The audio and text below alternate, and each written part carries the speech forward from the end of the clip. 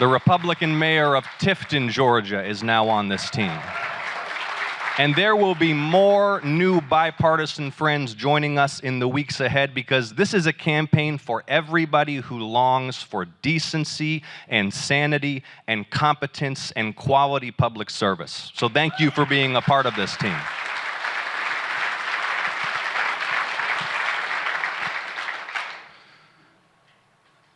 You all know how hard fought those victories were back in 2021, and you know how hard we will have to fight these next few months.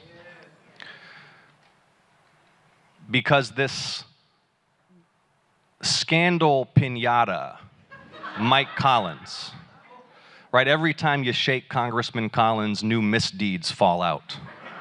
Have you seen it?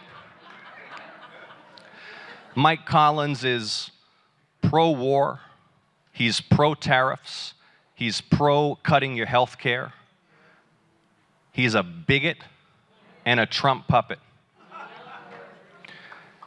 And I want you to follow me through on this, because it's truly shocking the questions Mike Collins still refuses to answer. You've got, first of all, the neo-Nazi propagandist who was based on Mike Collins' property and at the same time producing promotional materials for Mike Collins' business. Did you all see that? Mike Collins still will not answer how much he paid this neo-Nazi, or whether he just accepted the neo-Nazi's services as a gift.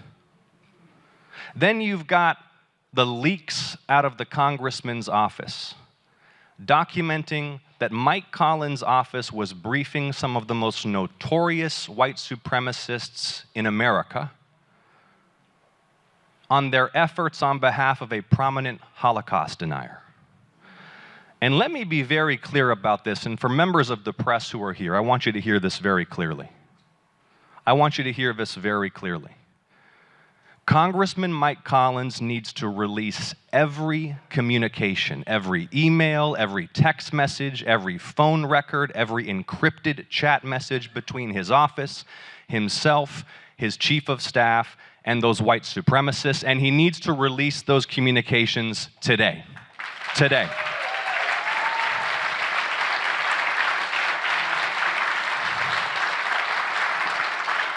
It is simply unacceptable that a sitting member of the U.S. House of Representatives who seeks a 6-year term in the United States Senate would cover up his office's communications with prominent white supremacists in the year 2026. There is no place for white nationalism in the United States Senate, and this fall we will teach Mike Collins a career-ending lesson he will never forget.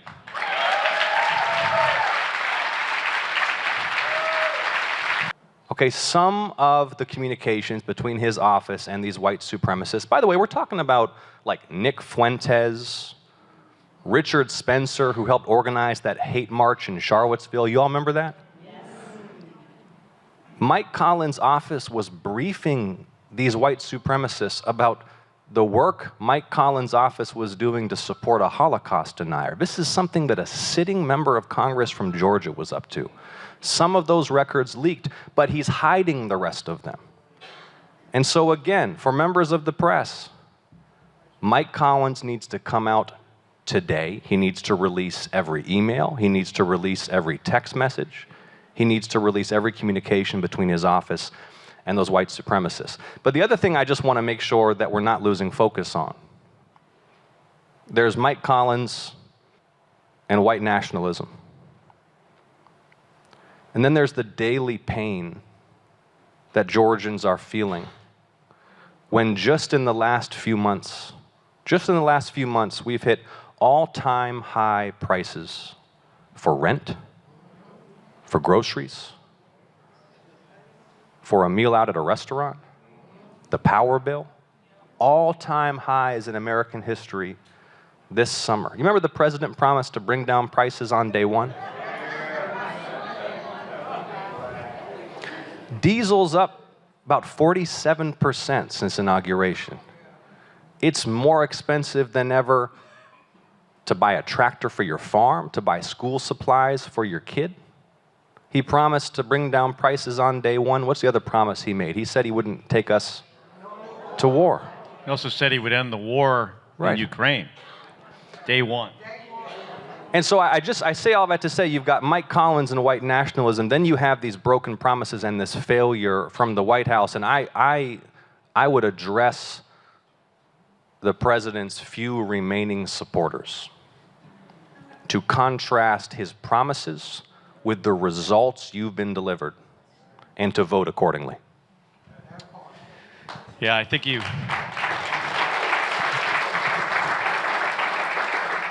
And it's not only Mike Collins. I mean, you see this in Texas with Ken Paxton, another person who has no business running for the United States Senate, who was impeached by the Republicans.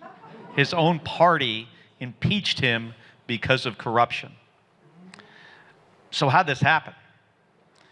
Well, I think it happens when the country elects a man who is convicted of 34 felonies.